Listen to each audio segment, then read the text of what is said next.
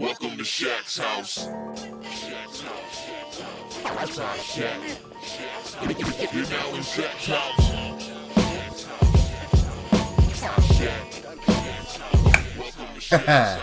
What's going on, Shaq Housers? It's your boy, the one and only Shaq House here. Thanks for viewing all my newly formed shorts. I finally learned how to do that, by the way. So I've been making shorts out of my latest video for Planet Araco and how the X-Men terraformed that. And going back to my older stuff too, like the 3D Man video, I've been making shorts out of that. So thank you for viewing them and repost them too as well too. Hope your week has went well, or rather your 2 weeks have gone well. For this time around, for this video, I decided to switch things up a little bit. We're not going to be doing a Marvel X-Men mutant character this time around. Well, not really. We're going to be doing somebody who could give the Punisher a run for his money. Who are we talking about? The Nth Man, the ultimate ninja, the ultimate CIA operative. But he's not just an experienced fighter. He's got a twist to his origin that makes him interesting, but he has not been revisited since his very first and only series. What makes him interesting? His life is a time loop. How am I going to explain that? Check it out. Haha. Alright, let's start off with some background. The Nth Man, along with his superpowered childhood best friend, Alfie Omegan, first appeared in a 1989 issue of Marvel Comics Presents, in a story written by the character's creators, Larry Hama and Ron Wagner. Months later, the creative team debuted the character's solo series, Nth Man, the Ultimate Ninja. Now, Hama and Wagner had a solid run together on Marvel's popular G.I. Joe title, but the Nth Man, this was their project. A third-generation Japanese-American and Vietnam War veteran, Larry Hama has first-hand knowledge of military equipment and tactics, coupled with his interest in Japanese martial arts, all of which informed his run on G.I. Joe, and the Nth Man was no different. Now, the Nth Man, for the most part, had no superhuman powers. He was just an experienced American fighter, weapons expert, and martial artist with the Cold War and Russian KGB agents in the narrative foreground, while the more superpowered element of Alfie Omegan is left largely in the background until the very end. Though originally slated to be a 24-issue series, the Nth Man was a commercial failure and was canceled just after 16 issues. Plus, it's never been collected or reprinted. The premise of the Nth Man's run was to be a what-if war story, like what if World War III were to happen today. Though initially written as a standalone story in a standalone world, Marvel later decided to give it a multiverse number, that of Earth 8908, just so it had a place in continuity. Here's the character's origin and history. Earth 8908's John Doe, later known as the Nth Man, began his life alongside Alfie Omegan. On February 3rd, 1959, a burning woman delivered two infants, a white-haired one and a black-haired one, to the Maryvale Home for Boys in Iowa, warning that one is good and the other is bad. Under the abusive care of Nurse Gooch and Elmore Bigot, the white-haired John grew into a compassionate child, while the black-haired Alfie manifested disturbing behavior and reality-altering powers. Despite Alfie's cruelty and psychic visions, John remained his loyal protector, often absorbing punishments meant for Alfie. Sometimes, the boys shared glimpses of possible futures, could-bes as Alfie called them, including one in which John became a killer, something John swore could never happen. But Alfie's jealousy and obsession escalated, leading him to murder Tyrone Parrish, the son of Maryvale's dietitian, Mrs. Parrish, in Vietnam. This drew the attention of Dr. Irving Yagyu, a CIA assassin, retired dentist, and ninja master who recognized Alfie's psychic projection. After Alfie destroyed Maryvale in a fit of rage, John was adopted by Yagyu, while Alfie was placed with agents posing as foster parents, the Omegans. At the age of 16, Alfie's powers overwhelmed him during CIA experiments, and in a psychic temporal outburst, he killed John. Grief-stricken, he resurrected him, but not as himself. John returned as Alfie's twisted perception of what he should be, a remorseless killing machine. Yagyu mourned the loss of the gentle boy that he nicknamed Peachy, but accepted the altered John, who became the Nth Man, the CIA's most lethal operative. A super assassin entrenched in Cold War politics and global conflicts, from that moment, Alfie's guilt and John's corruption locked them in a cycle that would define their universe. Years later, as Alfie's powers increased, he tried to enforce peace by nullifying nuclear weapons worldwide. John, the Nth Man, was freed from Moscow and tried to stop him, and together with Yagyu, Deborah Levin, Marvin Sargent, and others, fought both Alfie's armies of reanimated corpses and the chaos of international collapse. Yet no matter what victories they achieved, the shadow of Alfie's mistake hung over everything. The assassin John existed only because Alfie had resurrected him incorrectly. And even when John defeated the cosmic entity Gov'T, the battle revealed the inescapable truth. Both John and Alfie were prisoners of a time loop that Alfie himself created when he killed John at 16. His could-bes breached the barrier of time, causing his reality's past and future to forever collide. In the final act, John dragged a reluctant Alfie back through time to close the paradox. Colonel Vavara Novikova, who was head of the KGB's Assassination Bureau and infatuated with John through the entirety of the Nth Man series, impulsively followed. She arrived in the winter and found the pair reverted into infants.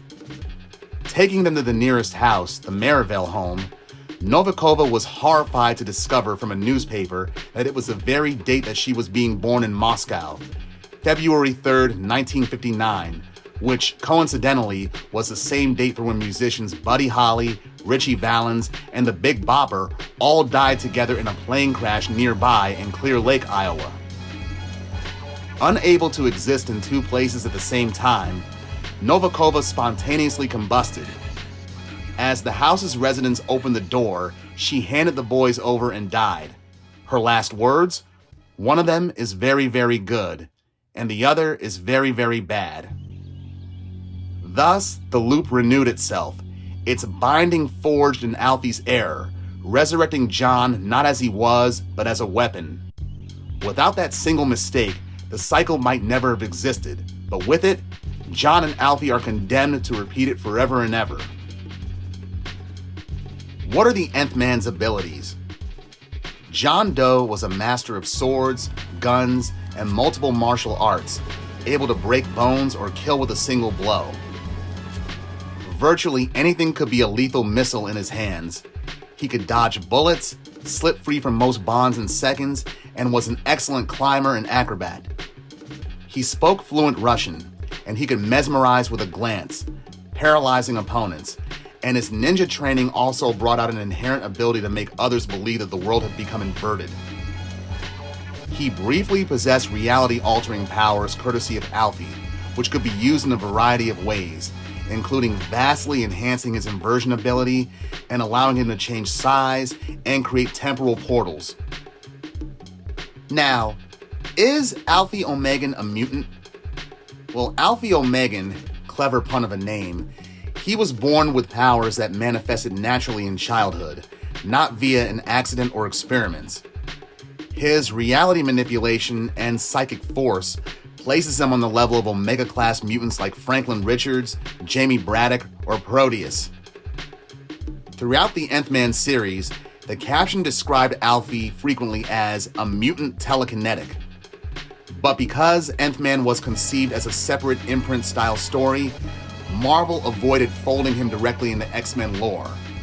If they had, Alfie would most certainly have been classified as a mutant in all sources.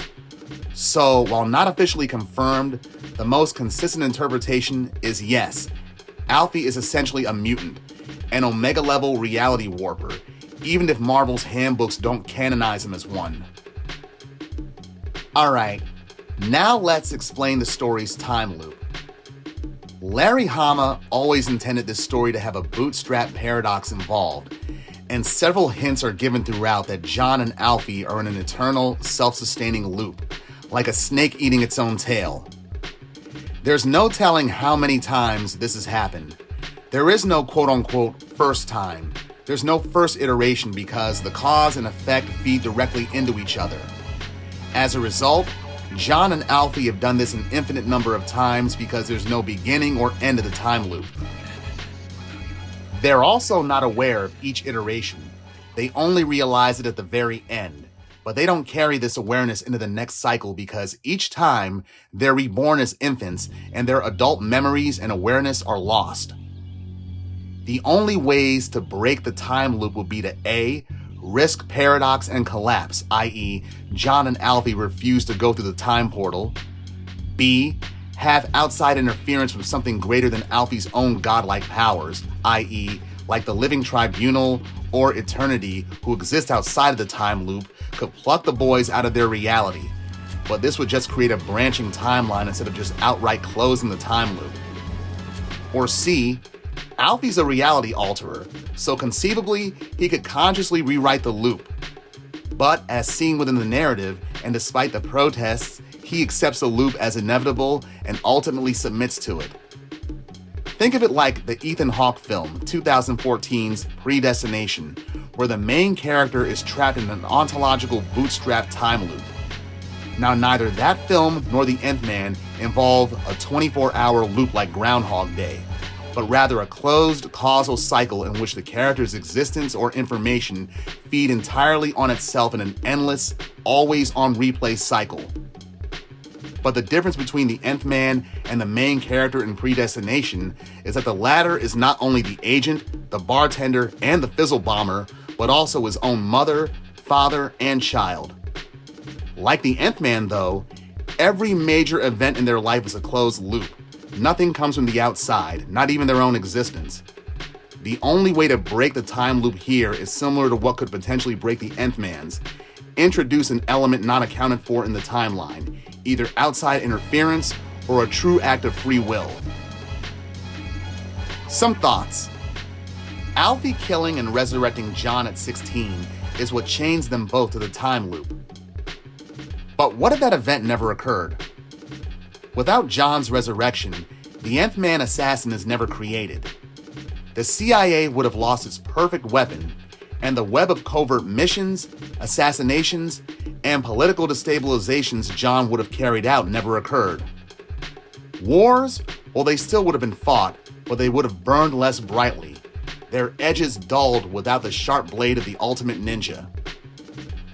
Meanwhile, Alfie would remain alive and unstable, and without John as his counterbalance, without the guilt-driven act of reshaping John into a killing machine, Alfie's powers would grow unchecked, but in different directions. His psychic influence bent toward loneliness, confusion, and self-isolation rather than global apocalypse. In this altered timeline, Alfie never joins John in the final temporal loop. No time portal is open to carry two infants back to 1959. The Marivel orphanage never receives John and Alfie on its doorstep because they never arrive. And the burning woman? She's still born, but without the paradox to trigger her arrival, her path alters as well. So for the first time, history is free to run forward without doubling back. The cycle is broken. In short, John's resurrection is the keystone of the loop. Without it, history wouldn't have bent back to its starting point. Also, the Nth Man comic itself is a precursor to Gwenpool, as Alfie clearly reads comics. In his world, the Marvel Universe is chronicled in comic books, specifically Fantastic Four. I think the Nth Man is an early, unsung example of meta-commentary outside of the early What If issues, but anyway, that's just what I think. Alright, Shackhousers, that's what I got for you this week. For my next episode, we'll be back on X-Men Mutant comparisons. You folks, you have a good week, and I'll catch you then. Later! Mansion, apartment. Shack house. Yes! Yeah.